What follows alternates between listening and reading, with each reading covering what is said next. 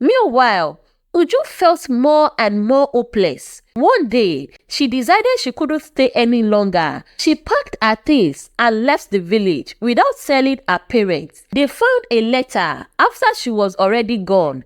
She will come back, Mr. Odinaka said. She has no skills, no education, empty brain. Which work will she find? Life in the city will be too hard for her. She will realize she was wrong and come back to us. Mrs. Odinaka agreed, but Uju had gone to stay with her friend Juliet in the city.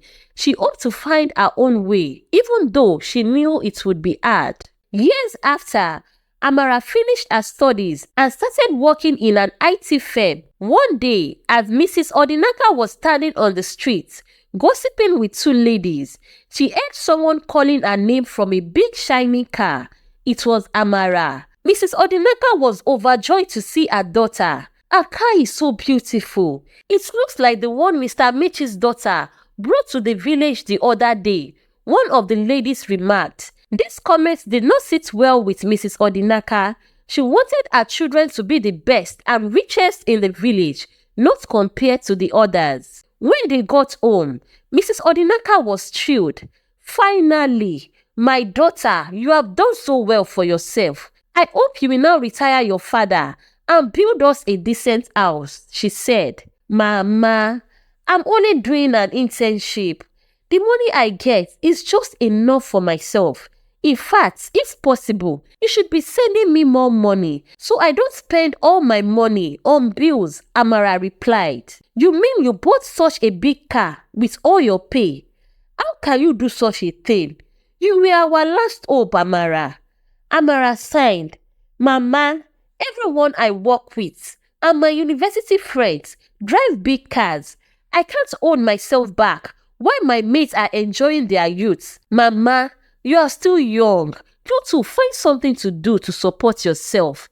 As you can see, we your children are still trying to find our balance. Be praying for us. She then asked, have you heard from Uju? She called, but refused to come back home.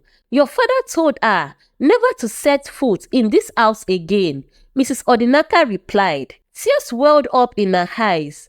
How did my children turn out like this? When Mr. Odinaka came home, his wife insisted he talk to Amara. My daughter, please, you just need to buy the materials. I will build the house myself. You know, I'm the best bricklayer, he said. Father, it's not my job as a daughter to fulfill the responsibilities you fail to achieve. Your children should not be your retirement plan, Amara responded. Mr. Odinaka, now angry, stood up. How dare you talk to me like that? Did I not raise you? Did I not send you to school? Now that you are educated, you think you can talk to me anyhow? You. Mrs. Odinaka scolded Amara for disrespecting her father, leaving him heartbroken. Amara decided she couldn't stay any longer. She got into her car and drove to the city, leaving her parents behind, full of disappointment and anger. Time passed, and Somjachi and his wife now had 2 children.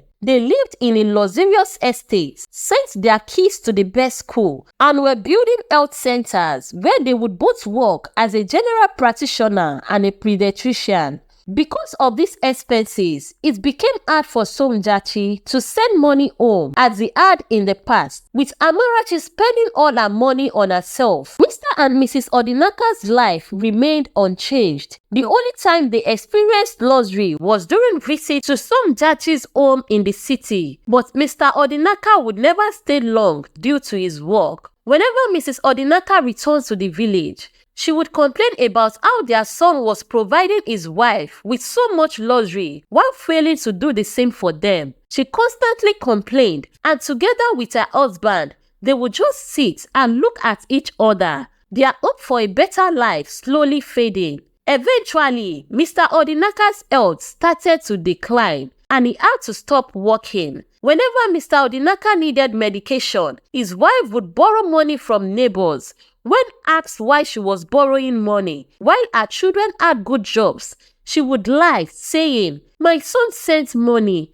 but my bank has issue. I will repay you as soon as I get the money." But this became her usual excuse, and it took a long time for her to repay. When Somjachi remembered them once in a while, he sent some money. However, Mr. Odinaka's condition worsened and he was taken to the hospital where the doctor said he needed surgery immediately. The cost of the operation was an amount Mrs. Odinaka had never heard of. Desperate, she called Somjachi and Amara, telling them their father had a final wish to say to them. She even went as far as asking a neighbor she once fought for help, but she refused, knowing the Odinakas wouldn't be able to pay her back. The next day, Somjachi and Amara arrived home and they all went to the hospital with their mother. This is unbelievable. My son is a doctor, but he can't even save his father. What was the use of all of you going to school? Mrs. Odinaka said, sitting in the car with her two children. Mama,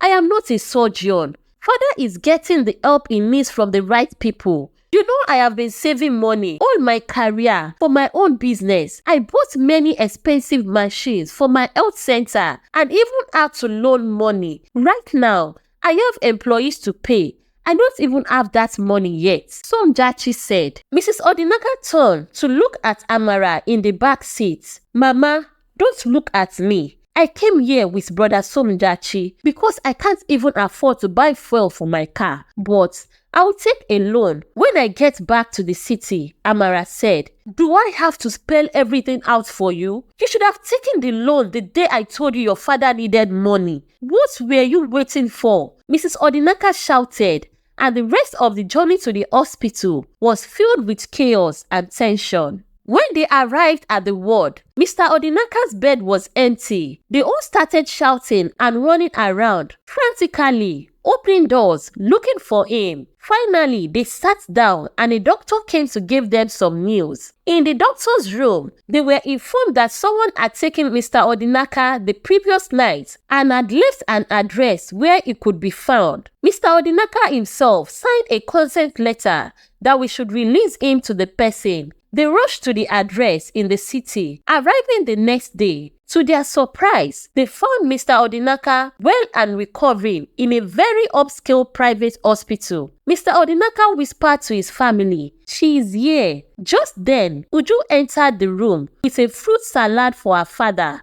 Everyone was stunned. "Uju, is this you?" her mother said, holding on to her in disbelief. Their father explained that Uju had arranged for him to be taken to this hospital. "Papa, is this a joke? Even I cannot afford to pay for this hospital, especially not for such an expensive surgery. How did she manage?" Somjachi asked, unable to believe his eyes. "It's true, Papa. This hospital is only for wealthy people, politicians and celebrity," Amara said, looking both shocked and disinterested. No one could believe that Uju, the girl they had always dismissed as talentless, block-headed, empty-brained and useless, could afford such a hospital. Their father asked Uju to explain, but she said she would tell them everything when he was discharged the following week. Amara laughed mockingly. "I can't wait to hear the story next week, if it's even true," she said, leaving the room. "I guess we'll all have to take out loans to repay whoever lent her the money because she surely can't afford it. Where does she want to see such money? It's impossible," she added as she walked out. When Mr. Odinaka was finally discharged, Uju came to take him back to the village. As they approached their home in the village, their family was waiting, furious and anxious. To everyone's shock, Uju arrived in a convoy of expensive cars. When her mother, sister and brother saw her stepping out, with people opening doors for her and her father, they couldn't believe their eyes. "Is that Uju? Does she work for her friend? What's that her name again?" Amara asked, but no one answered. They all rushed to welcome the guests into their small house, now feeling the weight of their guilt and disbelief. Inside the cramped living room, tension filled the air as Mrs. Odinaka began to cry. "Oh, Uju, my beautiful daughter, we tried. We searched for you everywhere.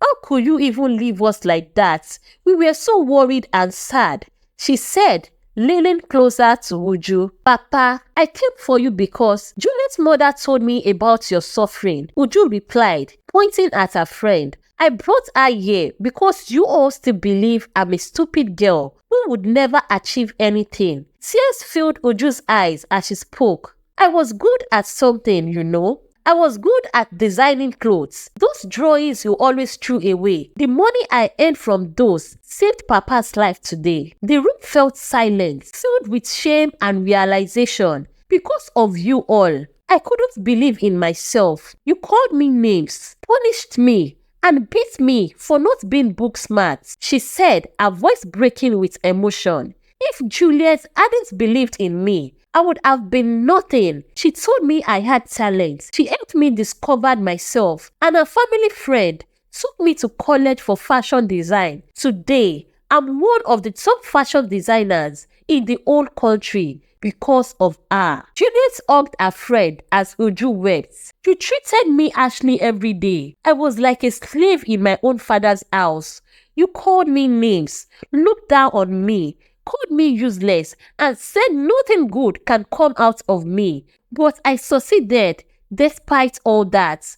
Regardless of all that, God helped me. You never loved me, but God did, and still do. Uju sobbed, kneeling on the floor. Juliet gently lifted her friend and took her outside to the car. They all got in, and the convoy drove back to the city, leaving the Odinakas in stunned silence. No one had the strength to stop them. Inside the house, Amara could only mutter incoherently, too overwhelmed by what she had just witnessed. In the days that followed, Mr. and Mrs. Odinaka managed to get Uju's address from Juliet's mother. After much begging, the whole family decided to go and talk to her. When they reached her neighborhood, they couldn't believe it. This can't be.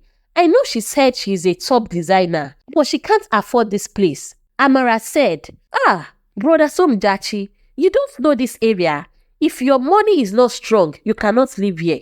Amara, don't you ever learn? Somjachi retorted.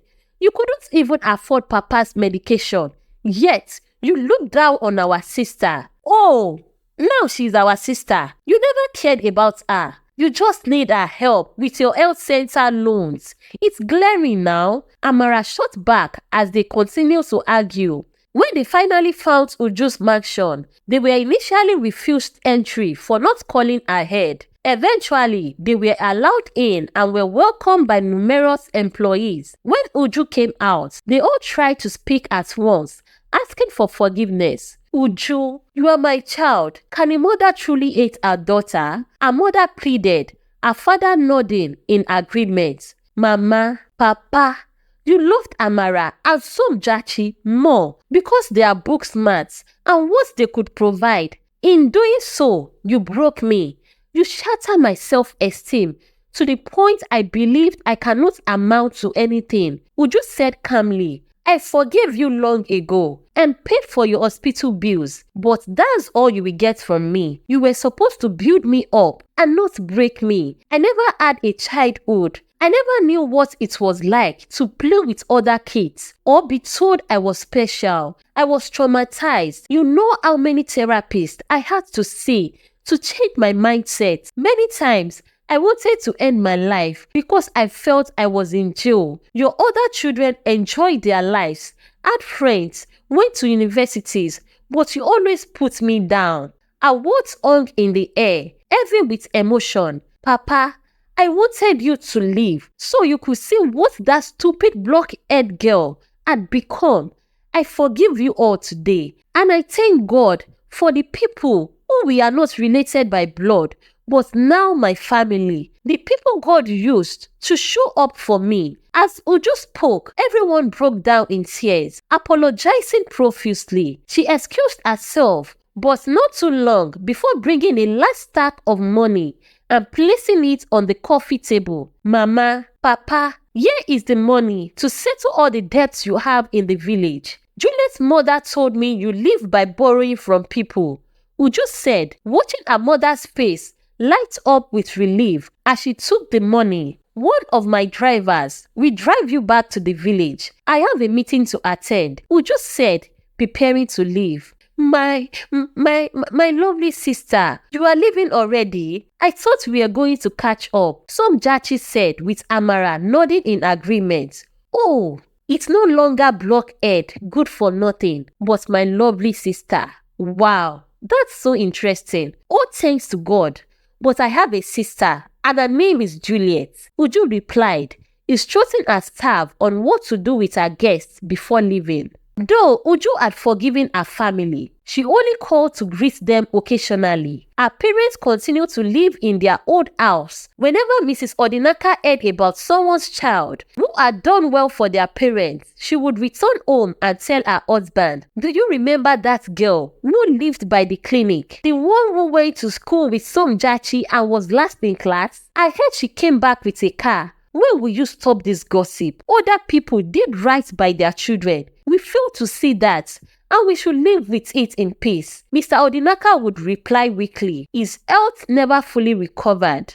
Uju still heard that her parents were struggling and her heart would break for them. She would send them just enough money for their basic needs, but that was all she provided. The story of Uju highlights the importance of recognizing and appreciating each person's unique abilities. While her family valued academic achievements, they failed to acknowledge her gift for fashion design. This oversight caused her immense pain and reduced her self-esteem. The lesson here is to celebrate diverse talents in others rather than imposing narrow expectations. Each person has value, and their skill may flourish in ways that benefit everyone if encouraged earlier on. Uju's parents also showed conditional love, basing their support and pride on academic success. This approach left Uju feeling unloved and isolated. True love involves uplifting and supporting children for who they are, not for what they achieve. Children thrive when given emotional support and encouragement, and this can lead them to greatness in unexpected ways. This story serves as a reminder to nurture all children with equal love and support, regardless of their strengths and weaknesses. This story also underscores the consequences of viewing children as future providers or as retirement plans. By relying on children's potential financial sources rather than building a supportive relationship, Uju's parents ended up estranged from the very child they once disregarded. The lesson here is that relationships built on expectations of financial gain are shallow and can lead to lasting disappointment. True family bonds should be based on mutual love, respect, and emotional support, not on the anticipation of future material benefits. Beautiful people, what do you learn from this story? Please, we would like to hear from you. Drop it in the comment section. Do well to share this video to your family, friends, and loved ones. And don't forget to like, share, and subscribe to this channel. We will see you in another story. Till then, bye for now. Stay blessed and positive.